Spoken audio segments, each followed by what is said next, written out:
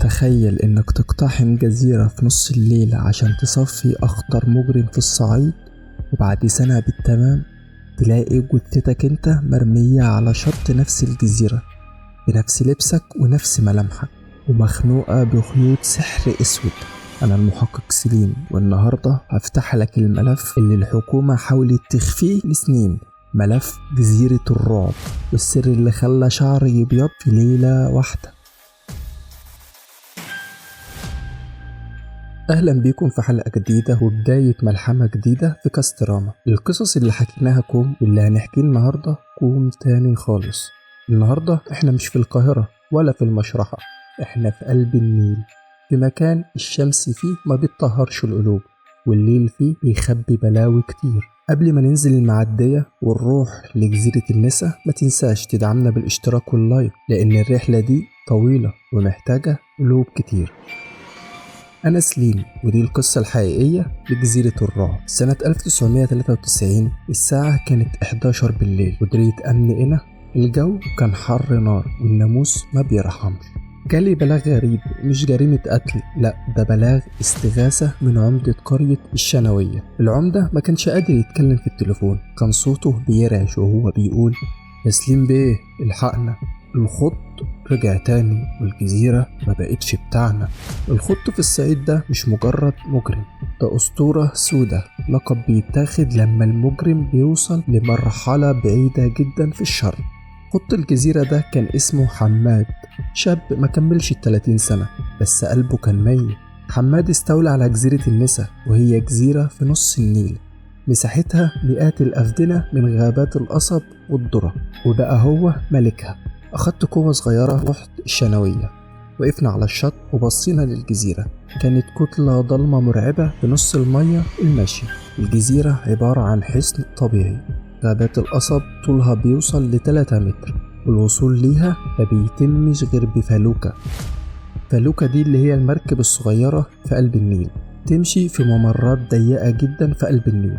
أي حد هيقرب حماد ورجالته هيشوفوه ويصطادوه زي البط. حماد ما كانش عايش في بيوت، ده كان عايش في أنفاق تحت الأرض، ومحاوط الجزيرة بأشجار شوكية وألغام بدائية صنعها من بارود الصين. الجزيرة كان فيها حوالي 50 عيلة بيشتغلوا في الأرض، وحماد واخدهم دروع بشرية، بياخد منهم الإتاوة، واللي بيرفض بيتذبح قدام عياله ويترمي للسمك. حاولت استجوب أهل القرية اللي على الشط، الكل كان عامل عبيط، الخوف كان حاكمهم، وكلهم بيقولوا: يا بيه احنا ما بنشوفش حاجة، احنا غلابة. بس انا لمحت في عين شيخ غفر قديم نظرة كسرة، اخدته على جنب وولعت له سجارة، وبعدين قال لي: يا سليم بيه حماد مش لوحده، حماد معاه سلاح ما بيخلص، ومعاه ناس من القاهرة بيهربوا له الأكل والسلاح قابل الحشيش اللي بيزرعه في نص الجزيرة. في اللحظة دي عرفت إننا مش قدام مجرم عادي، الموقف قدامك يا صديقي مجرم في جزيرة في قلب النيل ومحصنها من جميع الاتجاهات، وغابات قصب ما بتنتهيش وألغام بدائية، وأهل قرية مرعوبين وما بيتكلموش، وشبكة تهريب دولية بتحميه. تفتكر سليم هيعمل ايه؟ هل هيهجم بالشرطة والأسلحة التقيلة ويخاطر بحياة الرهائن؟ ولا هيستخدم الذكاء ويدخل الجزيرة كجاسوس؟ وبالفعل سليم عمل كده. القرار جاي من فوق إن احنا لازم نهجم ونبيد الناس دي. أنا قررت أدخل الجزيرة متنكر في صورة تاجر سلاح من القاهرة، وجاي أتفق مع حماد على صفقة. حلقت شعري زيرو، لبست جلابية صعيدي قديمة، وضربت وشي بعفرة بسيطة علشان أبان متبهدل. أخدت معايا مخبر اسمه جابر بيمثل إنه المساعد بتاعي. الأسلحة اللي كانت معانا كانت حقيقية بس منزوعة الإبرة عشان لو اتقفشنا ما يقتلوناش. دخلنا الفلوكة الساعة 2 بالليل، الضلمة كانت سودة والمية كانت هادية هدوء مريب جدا. وصلنا شط الجزيرة، قصب السكر كان عامل زي الحيطان. فجأة طلع لنا 3 مسلحين ببنادق آلية. مين انتوا وايه اللي جابكم هنا؟ كلمت بلهجة بلطجي من القاهرة. جايين نقابل الخطأ، معانا بضاعة ما بتترفضش. فتشونا تفتيش ذاتي، ملقوش حاجة، وخدونا وراهم. كنا نمشي في قلب القصب اللي ممراته كانت ضيقة. ريحة الحشيش كانت مالية الجو بطريقة مرعبة، وشفت بيوت الرهائن عبارة عن عشش قش، والأطفال باين عليهم الجوع والرعب. في نص الجزيرة كان في ساحة واسعة جدا، وفي نصها كرسي كبير مصنوع من جذوع الشجر قاعد عليه حماد كان شكله مرعب، وشه فيه ندبات كتير، وعينيه كانت حمرة من كتر الحشيش والشر اللي فيه، وقال لنا بصوت مرعب: انتوا تجار سلاح ولا جواسيس الحكومة؟ وقفت بثبات وقلت له: احنا تجار والفلوس ما بتكدبش. بدأنا المفاوضات. حماد كان ذكي، كان بيحاول يوقعني في الكلام. سألني عن تجار أسلحة في القاهرة إن أنا المفروض أعرفهم.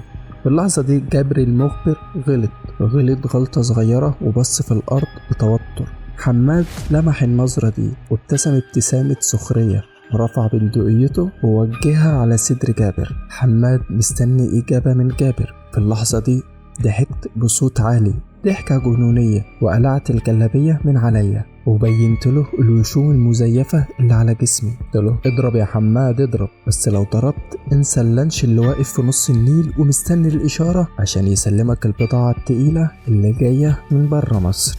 حماد وقف، الطمع غلبه. وقفت بثبات وقلت له: ايوه، جابر ده هو اللي مع الشفرة اللي بتكلم اللانش، اقتله وانسى السلاح اللي يخليك تحكم الصعيد كله. حماد نزل البندقية، بلع الطعم، قال لي: روحوا على اللانش وتجيبوا السلاح، وإلا هعلق رؤوسكم على شط الجزيرة. خرجنا أنا وجابر بمعجزة، ركبنا الفلوكة ورجعنا للشط. العمدة كان مستني بلهفة. أخدت التليفون وكلمت المديرية: يا فندم، جهزوا القوات الخاصة واللانشات الحربية، النهاردة هنطهر جزيرة النسا. بدأت عملية التطهير الساعة 4 الفجر. اللانشات الحربية دخلت من الممرات الضيقة بتضرب نار كثيف عشان تفتح طريق. القوات الخاصة نزلت بالباراشوتات في نص الجزيرة فوق مزارع الحشيش، وأنا والشرطة دخلنا من الشط بالمعديات بنحاول ننقذ الرهائن ونقبض على رجال حماد. الجزيرة اتحولت لجهنم، صوت ضرب النار ما بيسكتش، قصب السكر ولع والدخان بقى في كل مكان. حماد ورجالته فضلوا يقاوموا ويضربوا نار، كانوا عارفين ان دي النهاية. شفت حماد بيجري ناحية نفق تحت الأرض، فضلت أجري وراه في قلب النفق. بدأ حماد يضرب نار عشوائي، واحد من الرصاصات صابتني في كتفي، وقعت، بس طبنجتي كانت في ايدي. حماد طلع من الضلمة وكان رافع بندقيته عشان يقتلني. سلام يا سليم بيه، الجزيرة دي قبري وقبرك. في اللحظة دي سمعت صوت انفجار بره. حماد بص وراه للحظة، دي كانت الفرصة. ضربت طلقتين في صدر حماد، وقع الخط، وقع المجرم اللي كان فاكر نفسه إله الشر. أسطورة حماد انتهت، حررنا الرهائن، بس الفرحة كان فيها دموع. الجزيرة كانت متبهدلة، والشر ساب أثر ما بيتمحيش.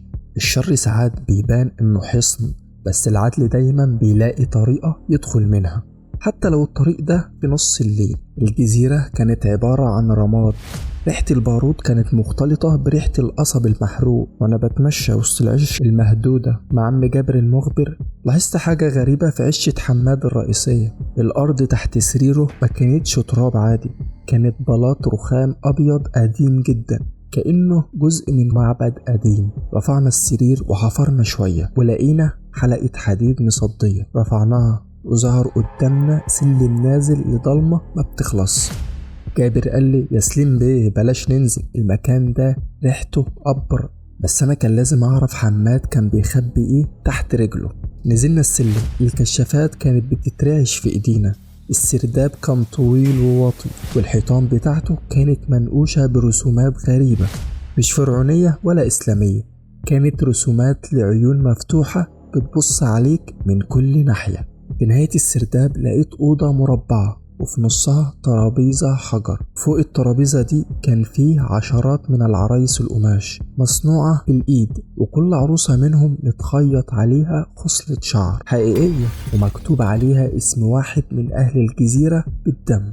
لقيت عروسة مكتوب عليها سليم، والعروسة دي كانت مقطوعة الراس. في اللحظة دي فهمت حماد ما كانش حاكم الجزيرة بالسلاح بس، كان حاكمها بالسحر الأسود. كان واخد من كل بيت في الجزيرة أثر شعر أو حتة من هدوم وحبسه في السرداب ده. الناس في الجزيرة ما كانوش بيخافوا من رصاصه بس، كانوا بيحسوا بقبضة على قلوبهم كل ما يفكروا يتمردوا عليه. لقينا كمان حوالين الترابيزة جثث لحيوانات ميتة بطريقة غريبة. حماد كان بيعمل قرابين للأرض عشان الأرض تحميه وتخبي تجارته، وده يفسر ليه الرصاص ما كانش بيصيبه في معارك قبل كده، وليه الكشافات كانت بتطفي لما حد يقرب من أماكن معينة في الجزيرة. حرقنا السرداب ده بالكامل وردمناه بالتراب. بس الغريب يا صديقي إن أهل الجزيرة بعد ما اتحرروا ما بقوش قادرين يعيشوا فيها. كانوا بيقولوا إنهم بالليل بيسمعوا صوت حماد وهو بيندع عليهم من وسط القصب المحروق. الجزيرة فضلت مهجورة والزراعة فيها ماتت، وكأن الأرض رفضت تطرح خير بعد ما شربت دم وظلم وسحر. يا صديقي الخط مات، بس السيرة واللعنة فضلت ساكنة في قلب المية. بعد ما قتلنا حماد وطهرنا الجزيرة، الحياة رجعت لطبيعتها، أو ده اللي كنت فاكره، لحد ما جالي تليفون في نص الليل من نقطة شرطة الشنوية. كان صوت العمدة، كان صوته ضايع وهو بيقول لي: يا سليم بيه، الجزيرة رجعت الأمانة، والجثة اللي طلعت على الشط هي نسخة منك بالظبط. سافرت هنا فورا، رحت مشرحة المستشفى المركزي. الدكتور وهو بيفتح التلاجة كان بيبصلي برعب، وأول ما شد الكفن حسيت إن الزمن وقف. الجثة كانت لشاب ملامحه هي ملامحي بالظبط، نفس شكل المناخير، نفس شق الدقن، حتى نفس الوحمة اللي ورا ودني الشمال. الجثة كانت لابسة نفس القميص اللي كنت لابسه يوم اقتحام الجزيرة. الجثة ما كانش فيها رصاص، الجثة كانت مخنوقة بخيوط حرير سودة، نفس الخيوط اللي كانت متخيط بيها عرايس القماش في السرداب.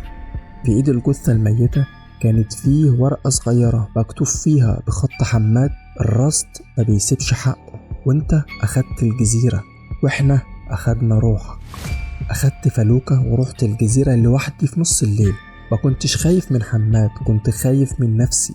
الجزيرة كانت ميتة تماما، الشجر واقف زي الهياكل العظمية. رحت المكان السرداب اللي حرقناه، لقيت الأرض مفتوحة تاني، وكأن النار ما أكلتش السحر اللي كان تحت.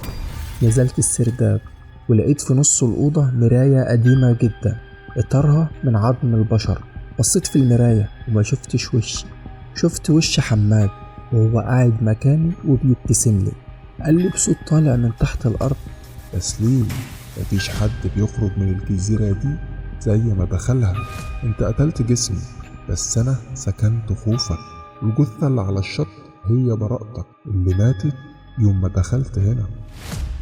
فهمت اللعبة. حماد ما كانش بيطاردني بالجن، كان بيطاردني بالذنب. الجثة اللي شبهي هي تمثيل لكل الأرواح اللي ما قدرتش أنقذها، وكل لحظة شك عشتها. أخدت جيركن بنزين كنت شايله وغرقت السرداب والمراية وكل حاجة، ولعت عود كبريت ورميته وأنا بقول: أنا سليم، والجزيرة دي انتهت من حياتي، والسر ده هيندفن للأبد.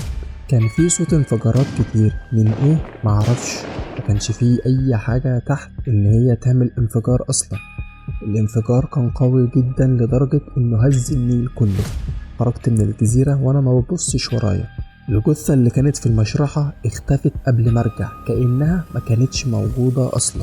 الدكتور والممرضين حلفوا ان التلاجة كانت فاضية طول الوقت، وان الجثة اللي احنا شفناها كان بيتهيأ لهم.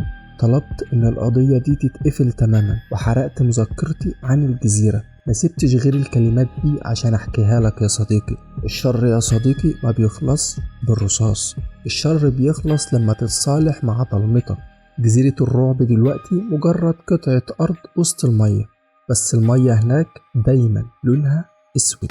دي كانت نهاية جزيرة الرعب. اتمنى تكون عشت معايا كل لحظة خوف وامل. في الحلقات الجاية هنفتح ملفات جديدة، بس المرة دي هتكون عن بيوت القاهرة المسكونة اللي بنعدي من قدامها كل يوم واحنا مش عارفين ايه اللي مستنينا جوه. سلام يا صديقي، ويا ريت لايك واشتراك في القناة وفعلوا زر الجرس علشان يوصل لكم كل جديد.